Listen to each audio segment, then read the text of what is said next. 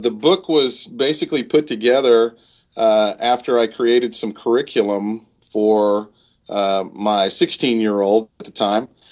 We decided to homeschool early on, and I started looking for curriculum that dealt with the elections and the political process and that basically told the truth. And I was having a lot of difficulty trying to find that type of curriculum that wasn't somehow rewriting history or just flat not telling the truth. So I did the research and produced some curriculum for him, and ultimately that turned into this book called Why We Don't Vote. Basically, as a part of the research and as a part of our involvement in youth ministry, we have the ability to talk to a lot of teenagers and a lot of young people, and discovered that they just really did not have an interest in politics, really did not plan on becoming politically active. And those that did were basically doing so because of an MTV campaign or, a Get the Vote Out or a Rock the Vote campaign, and they really didn't understand anything behind why they were voting or who they were voting for. Does that have anything to do with the fact that faith and politics don't mix? Well, it's interesting that you bring that up. I just did a presentation in our church this past Sunday, and about 40% of it dealt with the faith of the founding fathers. And it's amazing when you go back and look at the faith of our founding fathers and how vehemently Christian most of them were. About 95% of the signers of the Declaration were Christian in their faith, and some of them were adamantly Christian in their faith. So maybe the phrase "faith and politics don't mix," it may be "faith and politics don't seem to mix" sometimes. I think for as the world sees it, they think that the separation of church and state is meant literally, and it's not meant literally.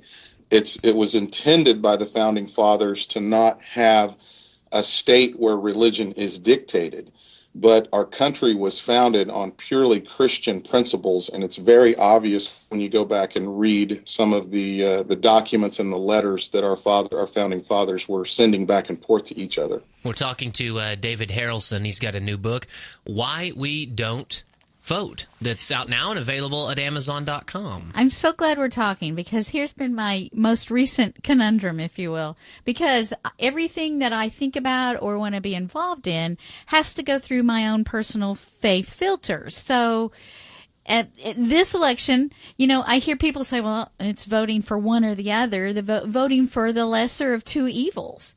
I don't want to vote for evil, and I still have to apply what I believe in God towards these candidates. So how I resolved that was I have to do research on my own hot buttons to see how they stand on whatever particular issue and go with where the voting process where God leads me. I do understand it's important to vote, though.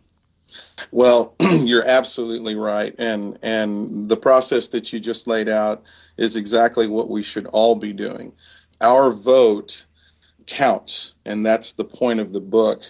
We go through several elections where the candidate who won was put into office literally by one vote or by two or three, maybe five votes. Mm-hmm.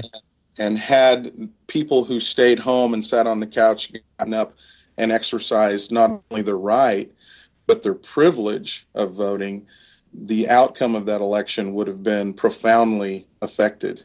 A lot of people end up finding that they are single-issue voters, and there's nothing wrong with that. I would put myself in that category when it comes to certain issues such as abortion and definition of marriage and things like that. But oftentimes, it's not that easy between candidates, and further research is required.